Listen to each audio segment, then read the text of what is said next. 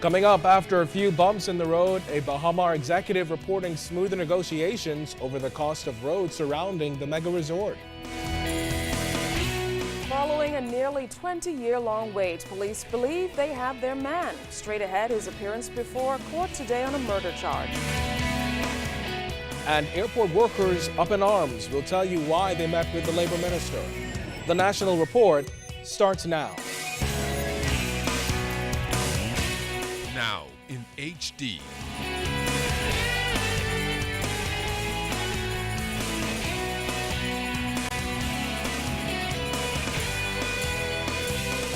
ZNS Network presents The Bahamas Tonight. This segment of the news is brought to you by BTC, powered by Lime.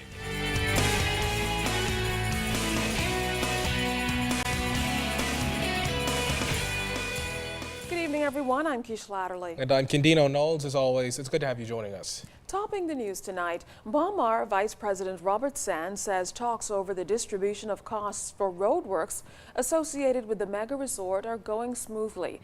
Coming off a disagreement with the government about just how much of the cost it was obligated to pay for the rerouting and reconstruction of West Bay Street, Sands says resolution may be near. Under the former administration, the government agreed to pay some $48.1 million towards roadworks that were expected to cost around $90 million in total. But when the Christie administration took office last year, an assessment was done and it was determined that Bahamar spent in excess of $100 million. It was also outlined that the government would pay half the cost if the work ended up costing less than $70 million. In this report, Janae Noel Ferguson talks with Sands about the road to resolution. Government and Bahamar executives have been in somewhat of a tug of war over monies owed for the construction of the new Cable Beach corridor. The resort conducted the work and negotiations were made under the Ingram administration. But despite the controversy, Vice President of Bahamar Robert Sands says a resolution is near. Well, we continue to work with the government to resolve this matter, and we are making progress in that particular area. And the government has made payments on that obligation, and so we continue to work with them for a resolution, and we are very hopeful that that should be solved in the not-too-distant future. Now, according to our sources, the government has already paid some $30 million to Bahamar officials, and Sands confirmed that the government has paid more than 50% of the amount owed. Well, at 48.3 is due, so there is an obligation to a finite amount, but amounts have been paid on account for over a year, so they have made payments towards the settlement of that outstanding amount.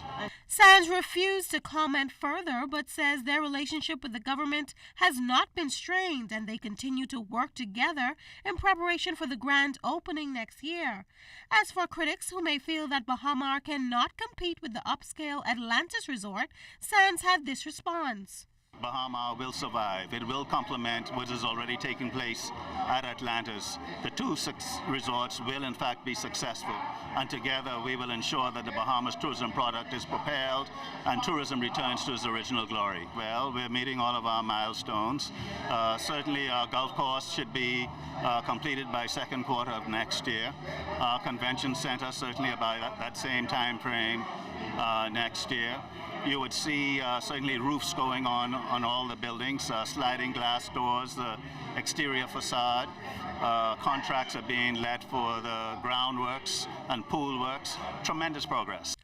Meanwhile, we're told the hiring of Bahamians is ongoing as the resort moves from developmental to operational. Recruitment exercises for Bahamians are also being held in the U.S. and Canada. Sands says there is also an advantage for participants of the National Training Agency. Is that they would have articulated a training program that ensures that they have certain basic skill sets that put them in the potential pool for hiring. We currently have in excess of 15,000 applications to date.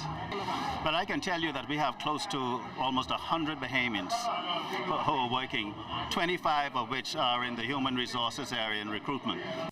Sands says the resort is aiming to hire the creme de la creme, and upon opening, it is anticipated that some 6,000 Bahamians will be engaged. Janae Noel Ferguson, ZNS Network News. Is Starwood Hotels pulling its Sheraton brand from the upscale Bahama Resort? Well, there's been speculation for months now surrounding one of only two large-scale resorts operating on the Cable Beach Strip. We asked Bahama executive Sandy Sands today about the future of that property. Is Sheraton pulling out? I'm asking, is it? Bahama does not respond to such rumors. No, so that's just a rumor. That is only a rumor. Okay, so you're still confident that they'll remain? It is only a rumor. Okay.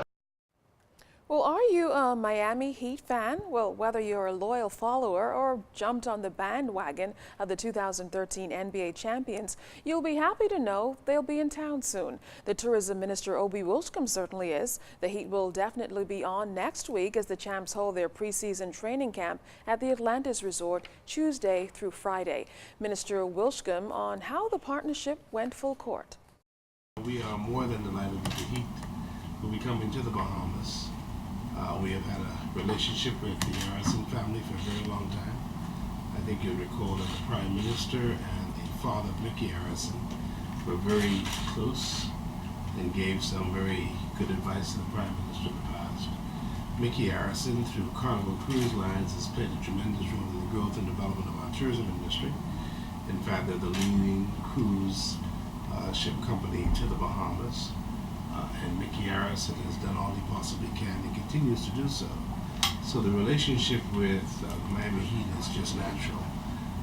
And for them to be coming to the Bahamas, their first time traveling outside of the United States for during preseason and for any of their training, I think is very significant. Now, the Heat will be locked down in training camp over the 4 days, but there are activities being planned so that the Bahamian public can get up close and personal with favorites like LeBron James and Dwayne Wade. We're looking forward to their visit and their interaction in the community.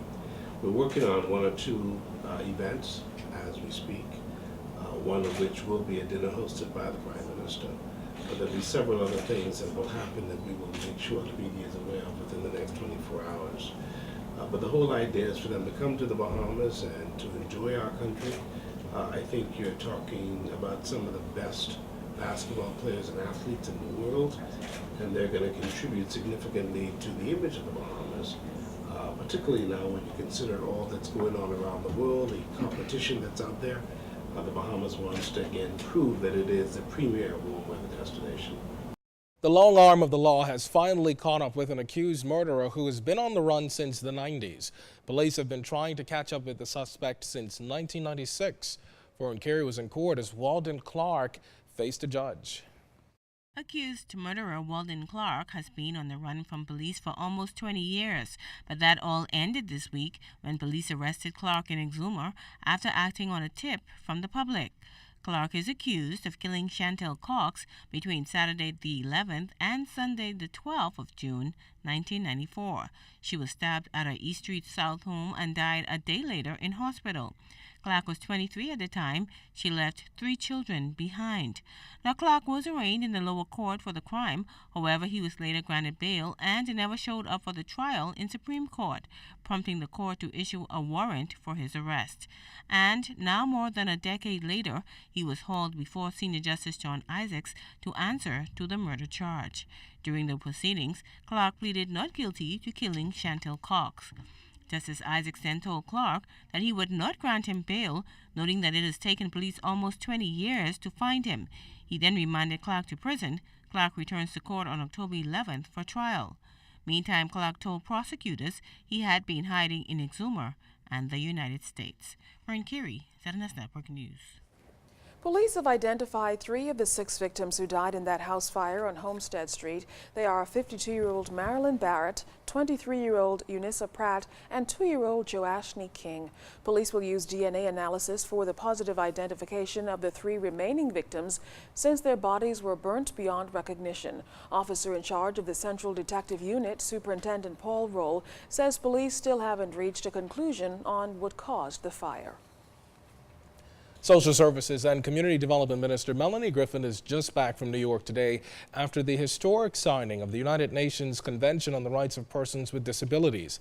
The signing now paves the way for the introduction of the proposed national disability legislation, which Minister Griffin expects will be passed before the end of the year. We are at the stage where we will be having further consultation, and once that is completed, we expect to take it to cabinet and have cabinet, and when I say further consultation with the actual stakeholders, the community of persons with disabilities, and then of course once we take it to cabinet and they give the approval for it to go to Parliament, we will lay it on the table of Parliament and go to consultation with the wider population. Iris Adderley is the consultant on disability in the Ministry of Social Services. She traveled with the minister to New York for yesterday's signing and called it a proud moment for members of the global disabled community. It means that we now have a document, an international document, that we can now say to the government, you've made this commitment by signing, and so now we hold your feet to the fire. I think the community of persons with disabilities, it is up to us. With rights come responsibility. The convention gives us rights. The proposed legislation will give us rights. But our responsibility is to make sure that those rights are upheld. Sheila Culmer has been among those championing the cause for equal rights for disabled persons for many years now. And yesterday, a part of her dream for the local disabled community came to fruition as the government signed on to that UN convention. The signing is a precursor to the enactment, as we said earlier, of disability legislation, which is expected before the end of the year. Oftentimes, persons with disabilities are looked at as second-class citizens.